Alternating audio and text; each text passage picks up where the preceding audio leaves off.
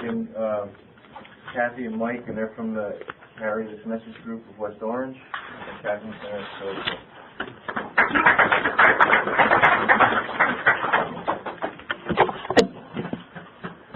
Hi, everybody. My name is Kathy Lawrence, and I am a grateful recovered alcoholic. My home group is, as I said, the Carry This Message group in West Orange, New Jersey, and my sobriety date is January 1st, 1991. I did not make a New Year's resolution. It was sort of like after a night of a lot of drinking and hitting bottom and finally saying, you know, enough is enough. I don't want this anymore. That I didn't come into the rooms. I said enough is enough, and I wanted to die, because that was the only solution at that point that I knew existed. Alcohol wasn't working for me, but I didn't have the solution that I have found in these rooms. So I tried to kill myself. I tried to die, and on December 31st, 1990, I took as many pills as I could find in the house. And I had quite a few of them, because I was stockpiling them for quite a while, thinking that this day might come.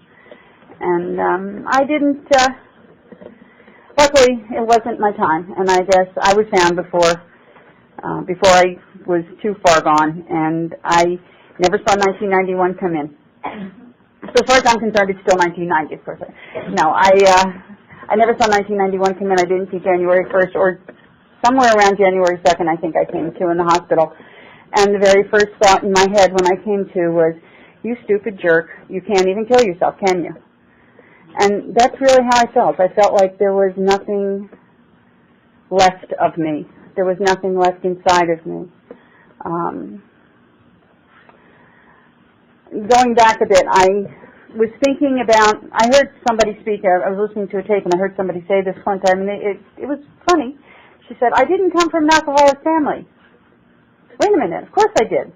I was in that family, and I was the alcoholic, so I must have come from an alcoholic family. My immediate family were not particular drinkers, but I was. But I thought about it when I heard it, and I'm going, that's so like who I am. I want to separate myself. I want to be different then. I have to separate myself from wherever I am. And it's this dichotomy of I want to separate myself and I want to be part of. Please accept me, but I'm different. And that's kind of what I did my whole life. My first drink of alcohol came when I was pretty young, probably about 6 months old. My mom said she used alcohol to rub my gums when I was a little kid teething. And she said, you smiled a lot. I said, oh, okay. So I must have really enjoyed it. And I remember growing up as a kid, alcohol was a medicine. You know, you got sick, you got a little bit of whiskey and a glass of some warm water and a little whiskey glass, and it was supposed to make you feel better and break the fever. And so what I remember, what I equate alcohol with is comfort, my parents' attention, and feeling warm and safe. So even though there's not alcoholism particularly in my family, and I didn't drink when I was growing up. I'm a late bloomer. I didn't start drinking until I got away to college. I was the goody two-shoes during school. But alcohol equated with that warm fuzzy, that nice comfortable feeling inside, and I'm taken care of, and it's good. And I think that's what I searched for my whole life, that trying to fill that emptiness inside, trying to fill the hole that I didn't even know existed, but I was trying to fill it with everything I could find on the outside. My drunk-a-log is not all that exciting. I had some fun times. I had a lot of fun times, actually. I had some really rough times. I did a lot of social drinking initially. I actually was social. Of course, I got drunk, but at least I was out. I was at the bars. I was doing all sorts of things. But at some point, it turned inside, and it became my whole life. And I did nothing but go to work and drink. And I did that for about 3 years, and I cut off people in my life. At that point, people were starting to interfere with the only thing that I thought worked. So I cut people off. I didn't want to have anybody in my life. because at that point alcohol was the only thing in my life that made me even begin to feel better. And so when you tried to take that away from me, I didn't want to have you in my life, so out you go. And I tend to be an isolator anyhow.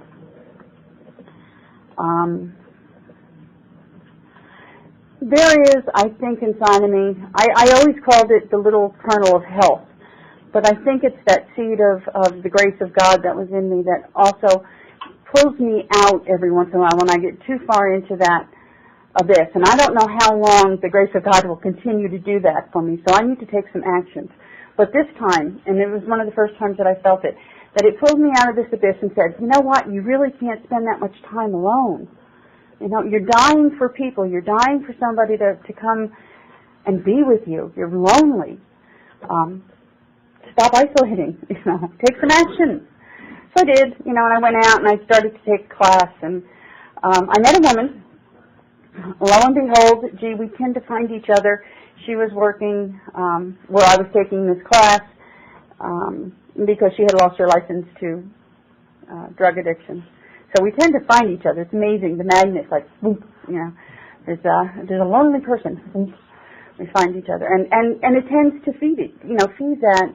Sometimes it feeds the addiction and feeds the alcoholism, the disease. We got to be friends,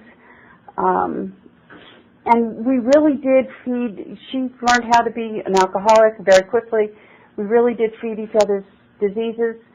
I hated her disease in her, but I couldn't see it in me. She hated my disease in me, and she couldn't see it in herself. Long story short, she had been a drug addict. She was a pharmacist who was a drug addict, who became an alcoholic, who convinced Board of Pharmacy that she was rehabilitated. They gave her license back. Within about 2 or 3 weeks of getting her a job in the pharmacy, she was bringing stuff home, and within a year she was dead. I'm still drinking through all of this, and I still can't see that it doesn't work for me.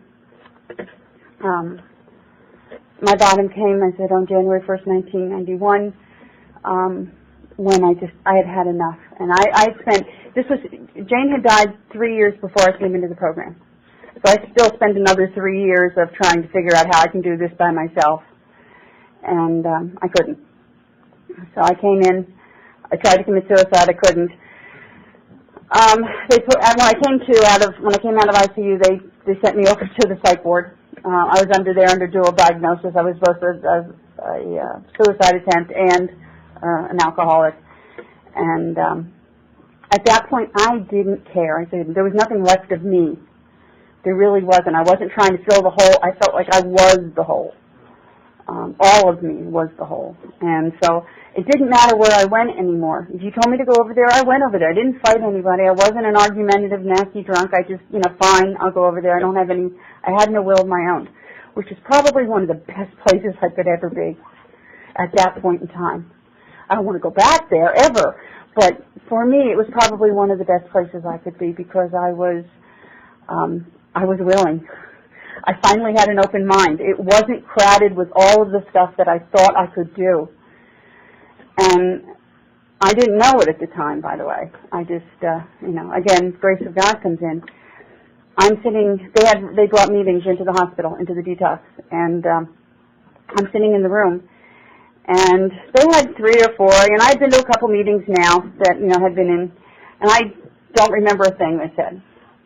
This one night, a group came in, and the gentleman was talking, and he didn't have any special message. He didn't speak any more eloquently than anybody else did. But one of the things he did was he challenged me. And he looked at each one of us, and he looked us in the eye. And what he said was, the statistics say that probably none of you are going to make it. And I am a very obnoxious, you tell me I can't, and I'm going to. And that's really what happened for me. I said, well, I'll show you. I'm going to get sober. I don't care, just to prove you're wrong. And I did. That's how I looked at it then. What I looked at it today was another place where the grace of God came in my life and said, all right, open your ears, open your eyes, and open your heart. And there is another way to live. I came into the rooms crying, shaking, having no idea what I was doing. There was a gentleman standing at the door. I get teary over this. I still do. But Tony was at the door, and it was my first home group. Tony was at that door, and he was at that door up till about a year and a half ago when he died of cancer, sober. But he was always at that door on a Tuesday night in South Orange. He was always there, and his hand was always out. And I walked in, and he recognized me, or he recognized that I was a newcomer. And so I don't know how he knew it. Tears were streaming down my face. I just walked out of detox. I have no idea what I'm doing, but he recognized that I was a newcomer. And, he asked me my name, and he told me his, and he introduced me to a number of people, and I just said, I can't remember any of this. And so I said, I'm not good at names. I'm never going to remember names. So he started to jump up and down and yell, going, I'm Tony. I said, all right, your name I'll remember. He became a really, really, really good friend of mine. We went through a lot together. His wife was my sponsor. And unfortunately, she just passed away, too, a few months ago. But that was the first time that was 12-step in action for me. He was at the door. He was there. He welcomed me, and he made me feel welcomed. It was a place that I found a great deal of fellowship. And people loved me, and I needed that. I truly needed that. But after a few years, I needed something more. The friends I made, the life I was beginning to have was great, but I needed a little bit more. And I think what I need, it's not what I think. What I needed, I found. I think when I pray for the teacher to arrive, or when I pray for the teacher, it will come to me. When I stay open. And I met some people who were doing work in the Big Book. I didn't know about steps. I knew about reading, you don't have enough here, steps off of the wall. I knew what that was. I thought when I read them, I was doing them. I didn't have any, I had a lot of grace in my life. I didn't really feel like I had recovery in my life at that point. The voices were still talking in my head, real big time. And in a lot of ways, they were still ruling my life. I still have the voices in my head. They still talk, but I can tell them to be quiet today. There's a difference. They don't really go away, by the way. They just get more manageable. And they listen to me now. That's the difference. We figured out we've decided who's the boss most of the time. When I give up the power to the voices in my head, then that's where I go off. But I needed to find a program of recovery. I found the fellowship, which is one side of the triangle, and that was really, really important to me, and I needed that. But I needed now the bottom part of the triangle, which is the recovery, and that I found in the steps. And I found people who showed me what the steps were about. And they showed me where I'm powerless or how I'm powerless. See, I didn't always think I'm powerless. I didn't recognize where I always thought, well, gee, yeah, I can do this, but I'm not. I don't have it. The things that I was able to do up to that point, I was able to do because the grace of God helped me. But I wasn't, I didn't see the powerlessness. I still thought I could have control. Bad word for me, control. I don't want it anymore. I still think I have it at times, but I don't want it anymore.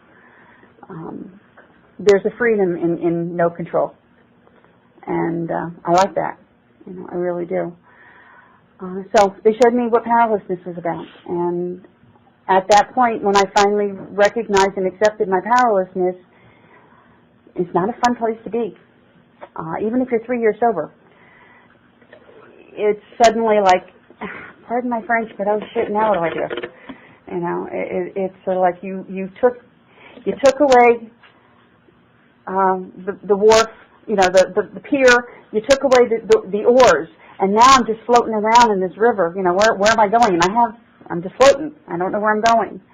I needed to find a power greater than myself, which is what my second step was. I always thought I had that. And what I had was the God of my childhood, and I had the God of my religion, but it wasn't a God that was personal to me. that was part of my life that I depended on a regular basis. It was the God I went to when I went to church on Sunday, or the God I went to when I was in another mess, and oh, please get me out of this.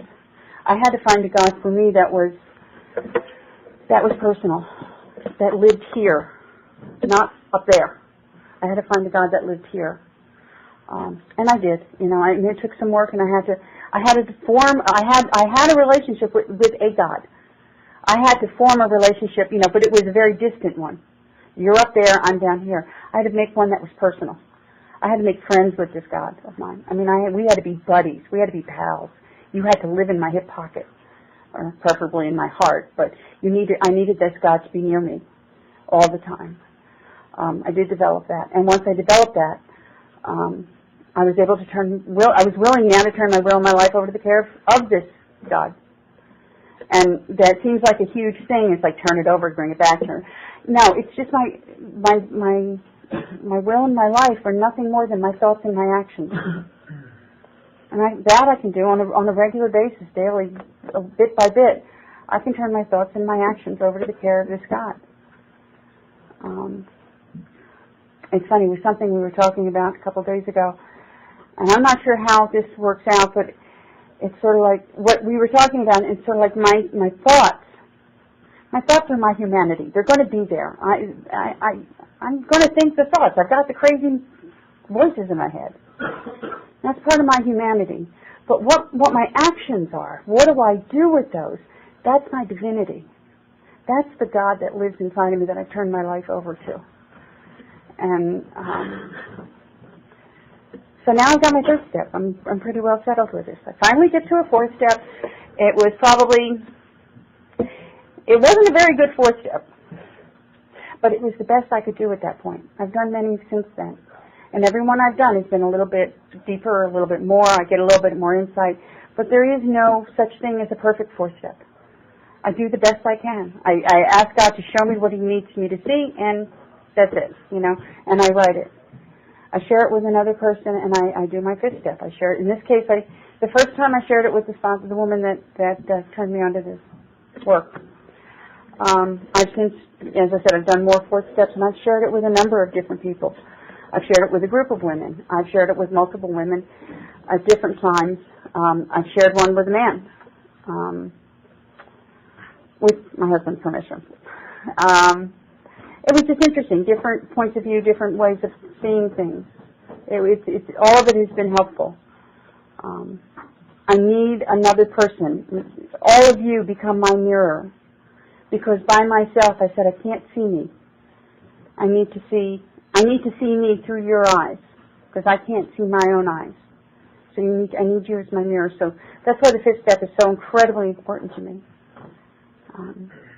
6 and 7 is becoming aware. 6 and 7 is like the turning point. It's so small. The big book has 2 paragraphs on 6 and 7. It's very small, but it's probably the most pivotal set of steps, because this is the place where now I see all my character defects. I'm asking God, take me as you find me, defects and all, and help me work through these. It's not take my defects away. I wouldn't be human. If you could take all my defects away, I'd be divine. Lots of things I'm going to be while I'm walking on this earth, but divine is not one of them. I'm always going to be human. I'm always going to have defects. So I give these to God. I ask God to take them, the good and the bad in me, and to use me as He will. So it's like none of my business anymore. My life has nothing to do with me. I'm just the one that's experiencing it, but I don't direct it. The control is gone, hopefully. 8 and 9, I made a list of the people I had harmed and made amends to them. Lots of ways to make amends.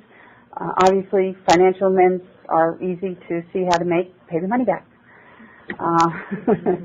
That's very simple. You stole money, pay it back. You borrowed something, give it back, Where I robbed people of their security, where I robbed people of their peace of mind, is other kinds of amends I need to make. My dad's gone.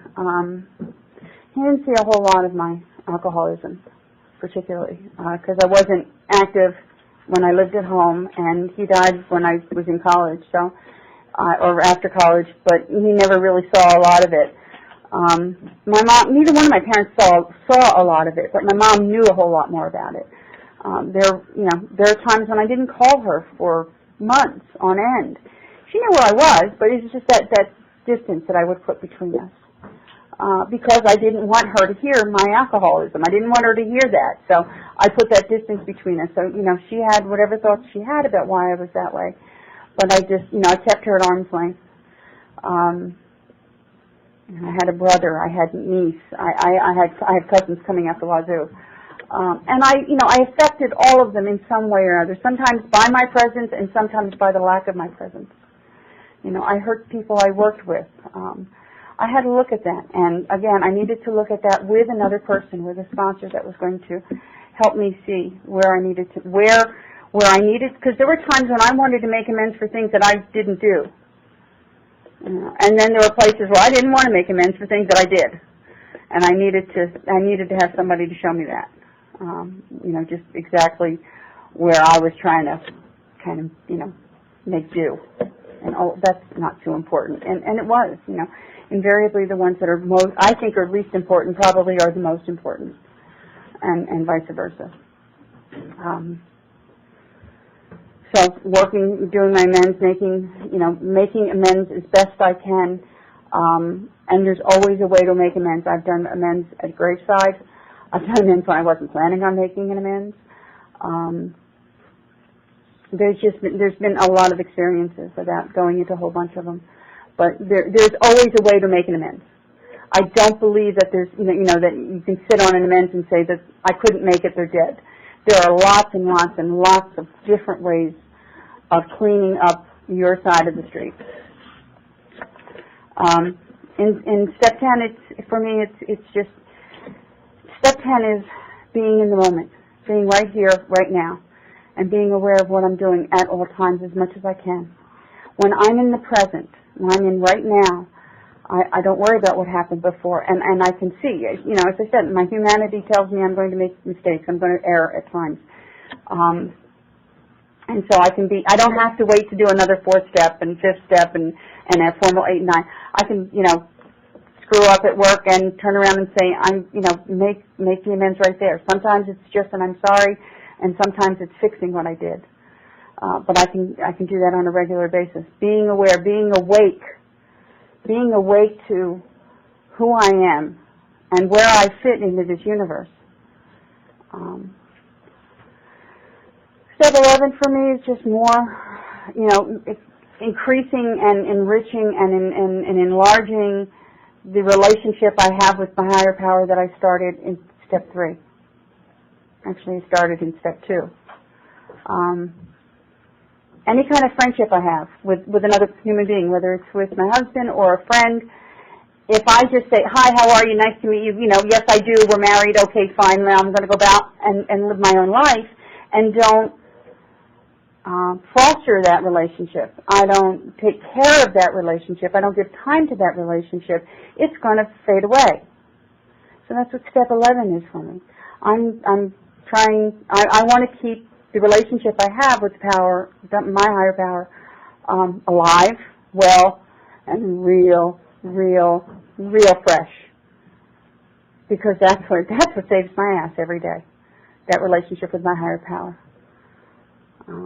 So that's what, and there are things in the book that tells me what I can do at night, what I can do in the morning, what I can do during the day. There's lots of instructions in this book.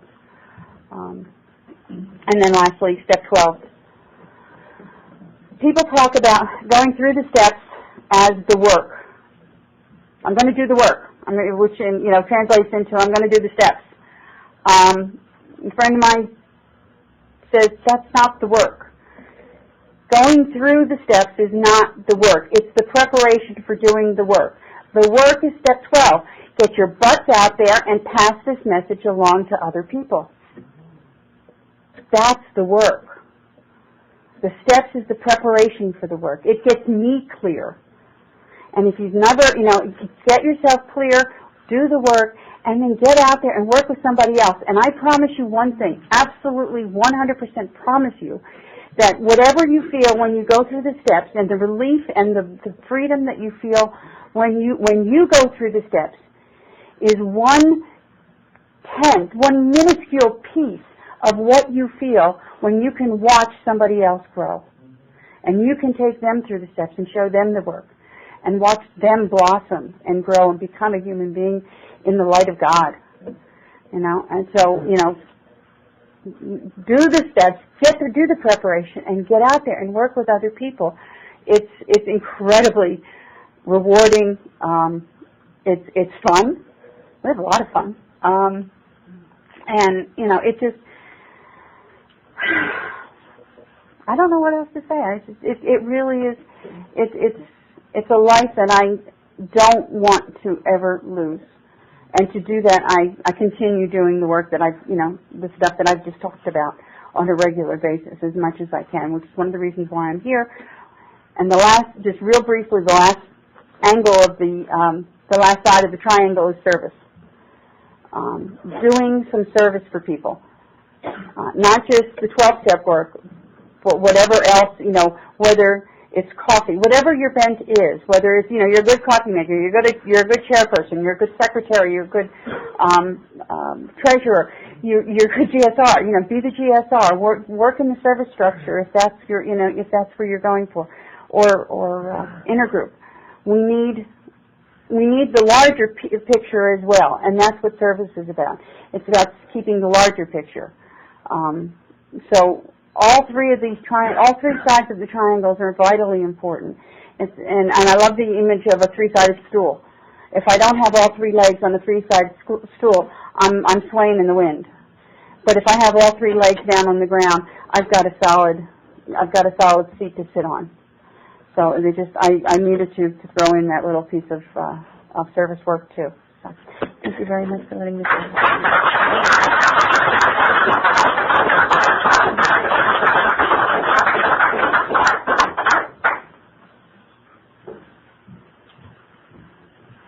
Hi everyone, my name is Mike. I am an alcoholic. Hey, Mike. I have a disease called alcoholism. I also have a home group, and it's called the Carry This Message Group in West Orange, New Jersey. And I'm very grateful to have a sobriety date of September 27th, 1993. And for that, the Monmouth County Police Department is very, truly grateful. It's good to be here. I want to thank Allison for inviting us, and it's always a pleasure to share the podium with my lovely wife, Kathy. And I don't know if she knows this or not. She should know this, but in my eyes, you will always be divine.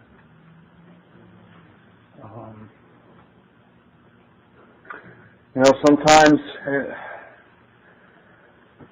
I'm a runner, and I've been training for a half marathon, and if God wills it, I'll be doing my very first full marathon next April, and that's just really impossible for a guy like me, especially at 240 pounds, to be even thinking about running 26 miles. And I don't know why it usually happens when I'm going for a run, but lately I've just been really overcome by emotions, and maybe it's because by the way, if I don't do anything really stupid within the next 2 weeks, I'll be celebrating my 10th anniversary. And that's a testament to you guys. But lately every once in a while, I'll get really overcome with these emotions. And it'll just come to me in a flash, and I'm running, and I'm listening, and I got Eminem playing in the headphones, or Led Zeppelin, and I'm breaking down in tears, and this isn't supposed to be happening. And it's just like, man, what in the world is a guy like me doing, living a beautiful, wonderful, sober, for the most part, sane life like this, coming from where I came from? Coming from where I came from, it just doesn't work that way.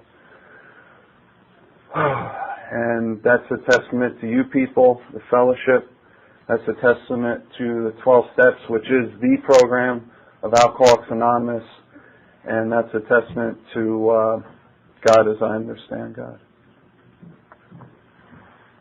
That basket's making me dizzy. I heard something really cool. I'm a plagiarist. Half of my pitch,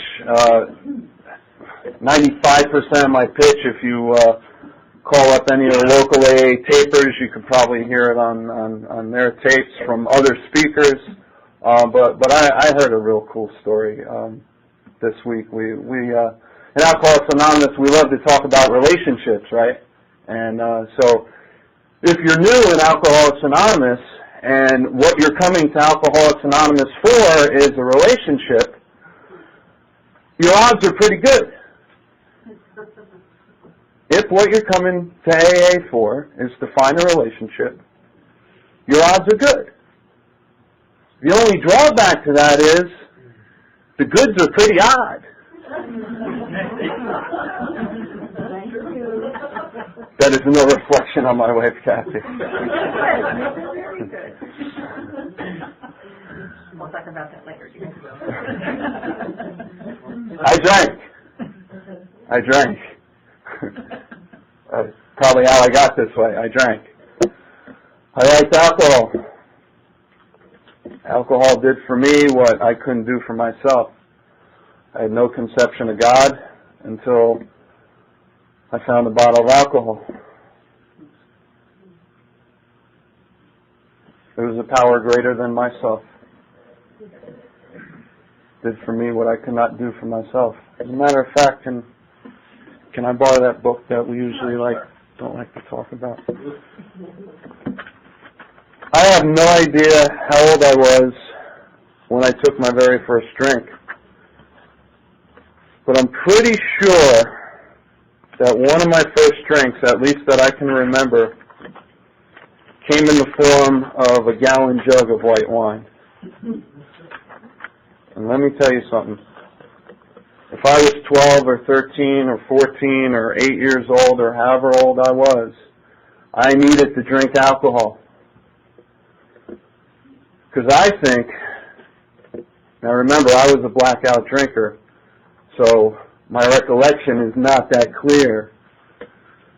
The beautiful woman in the front row here, we were kind of joking before, and we were talking about memory lapses, and I said, "Oh, you suffer from CRS also." And she looked at me and she said, "What's CRS?" I said, "CRS, you know, can't remember stuff." And it seems like right out of the chute, I was restless, irritable, and discontented, and I was full of fear, guilt, shame, and remorse, and all that happened was the doctor smacked me on the behind. You know, and I don't know where I developed these feelings that we love to talk about in Alcoholics Anonymous. I don't know where I developed this image of myself. I mean, on one hand, I'm an egomaniac, and, you know, don't you know who I am? You people aren't paying enough attention to me. But then when you do, I'm not worth it. Because I'm a piece of crap. And I'm not worthy of your attention. But don't you know who I am when you're not giving it to me? But then you give me too much and I get all confused and, man, I need a drink. And whenever it was I took that very first drink, I needed it real bad and didn't know it.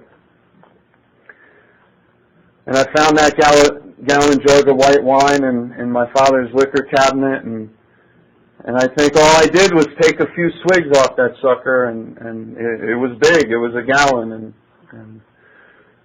and I lift that big old sucker up to my lips, and I took a couple chugs, and I swigged it down, and everything was all right. Everything was all right. What that alcohol did for me was I felt a new freedom and a new happiness. I no longer regretted the past, nor did I wish to shut the door on it. After a few drinks of alcohol, I comprehended the word serenity, and I knew peace. After a couple of swigs on that gallon of white wine, I didn't care how far down the scale I went. I could see how my experiences could benefit others. Right? I'm drinking, you should too. The feeling of uselessness and self-pity disappeared. And I began to lose interest in selfish things. And I gained a whole lot of interest in my fellows, especially if they were drinking alcohol. Self-seeking slipped away, and my whole attitude and outlook on life changed when I drank alcohol. And so did fear of people and economic insecurity. That began to leave me. And when I started to drink alcohol, I intuitively knew how to handle situations which used to baffle me. And the way I usually did that was to, there you go, there's an alcoholic in the room, she's right back there. Took another drink. I used to say all the time, I don't think I've said it lately, but alcohol was the cure for what ailed me. Alcohol was my medication for life, which was my problem. Alcohol was the solution for a little while. See, I can't relate, I can't identify the people who come up to a podium of Alcoholics Anonymous and say, God, I hate alcohol, I hate the fact that I'm an alcoholic. I love alcohol. To this day I love alcohol, because if it wasn't for me drinking alcohol, I wouldn't be alive. I couldn't take it in that world sober. I couldn't handle it. See, alcohol gave me all those beautiful promises before I knew there was another way to get all those beautiful promises. I didn't know it. For those AA historians in the room, one of Bill Wilson called him a founder, one of the early founders of Alcoholics Anonymous, Harry Tiebout, who carried the message to Roland, who carried the message to Ebby, who carried the message to Bill, who carried the message to Bob, who carried the message to Bill D, AA number 3, on and on and on, who eventually ended up carrying the message to me. But what Dr. Harry Tiebout said was that in Latin terms, you can call what the alcoholic suffers from in Latin spiritus contra spiritum. And in my limited Latin translation, which I've never spoken a lick of Latin in my life, I stole this too, what that means is God over alcohol. That's what I needed. Didn't know it. And at that time, alcohol was the only God in my life. It was a power greater than myself. It did for me what I could not do for myself. For about 5 minutes. Because each and every time I drank after that, I was always chasing the initial effect I got, and to some degree or another, it got less and less and less and less. But I can tell you from the illness standpoint, as our book outlines it, I know I have a physical allergy. Because every time I took a drink of alcohol, the same thing happened to me time and time again. Every time I took the first drink, the same thing happened to me. And if you're a real alcoholic sitting in this room, and guarantee the same thing happened to you, anybody want to take a guess what happened to me after I took the first drink? No, I didn't get drunk. I took the second drink. And then the second drink took the third, and the third took the fourth, and the fourth took the man. We like to say in the rooms of Alcoholics Anonymous that it's the first drink that gets you drunk, but I didn't get that when I came here. You guys had to explain that to me. Because when you told me, Mike, the first drink gets you drunk, I want to know what you're drinking, because you got some good stuff. I didn't know about the physical allergy. I didn't know about the craving that my body has to alcohol. Somehow, some way, I'm different than the average normal tempered drinkers, And don't let me get up here and talk about those social drinkers, because they make me want to puke. They do sick stuff like have one or two and then tell the bartender, no more, no thanks, no more for me, I'm beginning to feel it. And Kathy and I are sitting over at a dinner table, and I'm like wanting to throw my plate at the guy. That's the point. You're supposed to feel it. That's why I drank alcohol. I drank alcohol for the effect produced by the alcohol. Alcohol did something for me and to me which nothing else in my life ever did. I also have this thing called a mental obsession, which throughout my drinking, when I would try to stop drinking, which wasn't very often, my mind would bring me back to a drink. I'm not going to drink today. I have a college exam. I'm not going to drink. I have an important meeting to attend. I'm not going to drink because of this, because of that, because of this. And I was able to pull that off for a little while. And then somewhere along the line, my mind said, we'll just take one or two to have the edge off. But I forgot about the fact that the night before, I closed up the bar at 2 o'clock in the morning. I am not physically capable of having one or two just to take the edge off. But my mind tells me I am. And then it just leads to a senseless series of spring and remorse. Round and round she goes. Where it stops, the judge usually knows. And then when I came into Alcoholics Anonymous, you guys told me that there's a third component of my disease, and I didn't get it for a long time. I would like to say I didn't hear it for a long time, but I think you guys were telling me, I just didn't hear it. That thing is called the spiritual malady. See, what Alcoholics Anonymous offers me is a 3-part solution for a 3-part illness. I have an illness of the body, the mind, and the spirit, and you guys offer me a program that treats the body, bring my body to the fellowship, unity, the side of the triangle that Kathy talked about, the left side, right? Unity, fellowship. I bring my body here. Chances are when I come to the meetings, I'm not going to pick up a drink.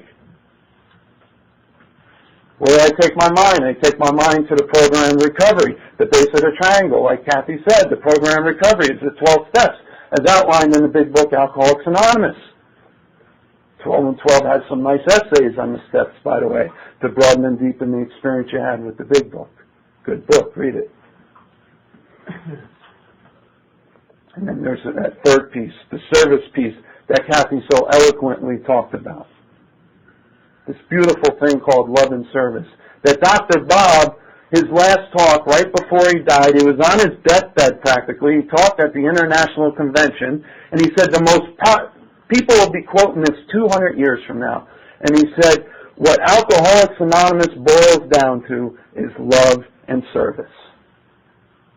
And by the grace of God, you people, good sponsorship, a home group that keeps me in check, and a God that loves me when sometimes I don't know how to love myself.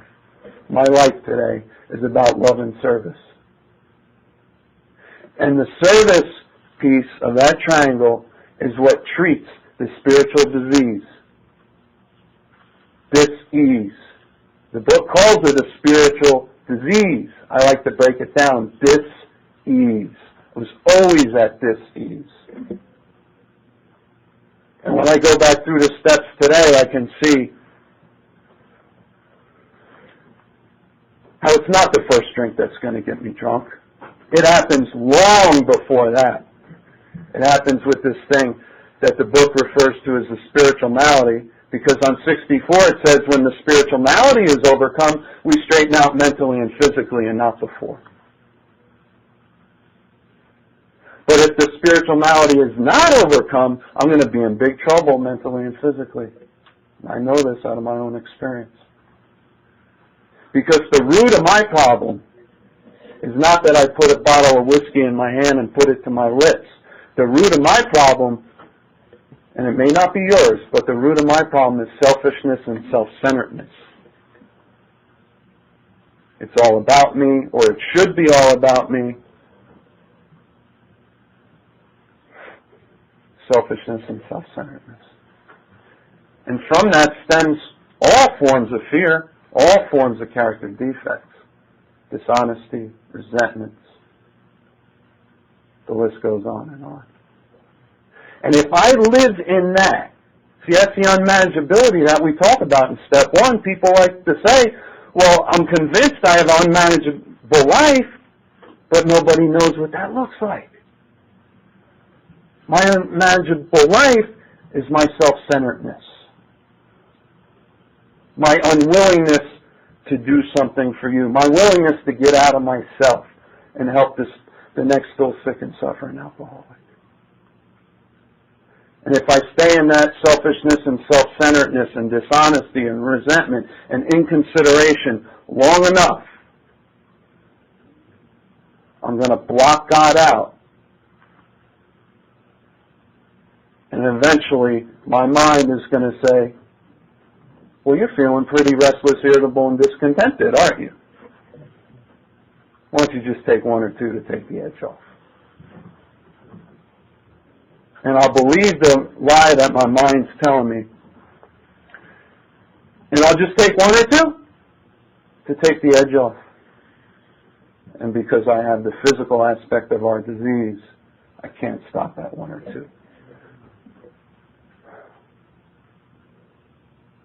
So like I said, I got sober in September of '93. I landed in the rehab that worked for me. It was a dry out joint that worked for me. It was called the Monmouth County Police Department. They'll sober you up real quick.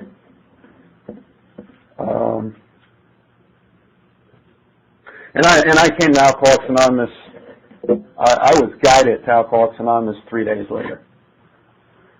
And I don't know why I remember this. Most people don't remember their first meeting, and I have absolutely no recollection of what was said in my first meeting, but I remember one thing. And my friend Jameson says it so beautifully, and I'm going to steal it from him. My first step was the 12th step in another man's heart. It irritates me slightly today when people have been in this fellowship for a period of time and have not that they don't want one, but they have difficulties finding a sponsor. I can't find a sponsor. Can't find anyone that has what I want. You've been sober 2 weeks. How do you know what you want? But see, I didn't have to go looking for a sponsor when I came in Alcoholics Anonymous, and I understand that's pretty rare nowadays. A sponsor came looking for me in the form of a gentleman named Henry L. And to this day, I will always be grateful to that man. He was 2 years sober.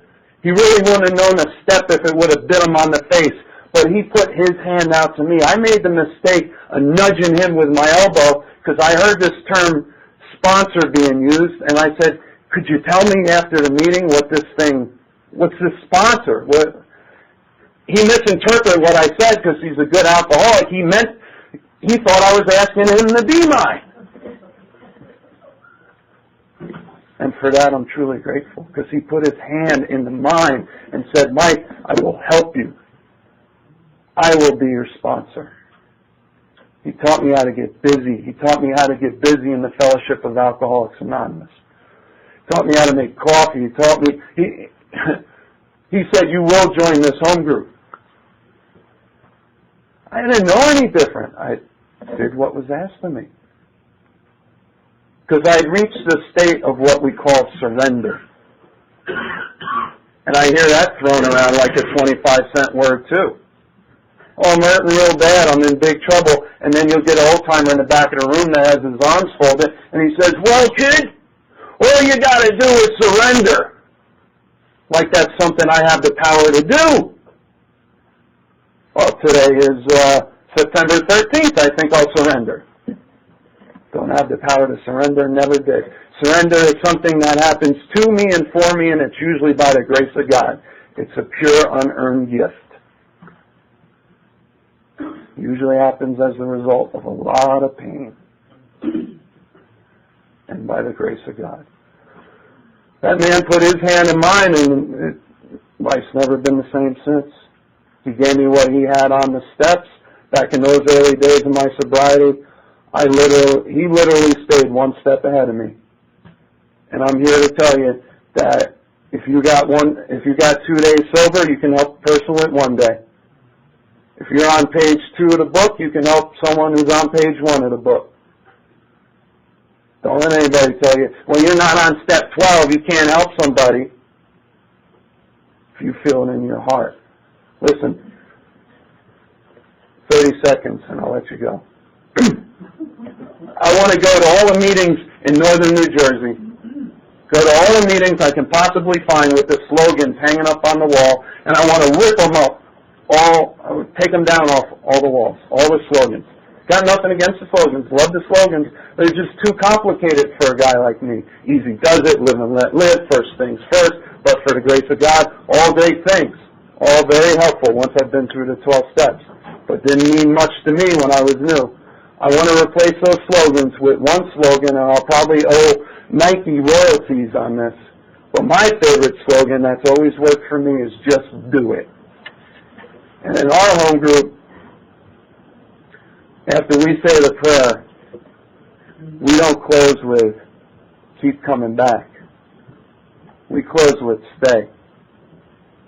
So what I would like to tell you, if you're new in this room, don't just keep coming back to Alcoholics Anonymous. Stay here. Thank you.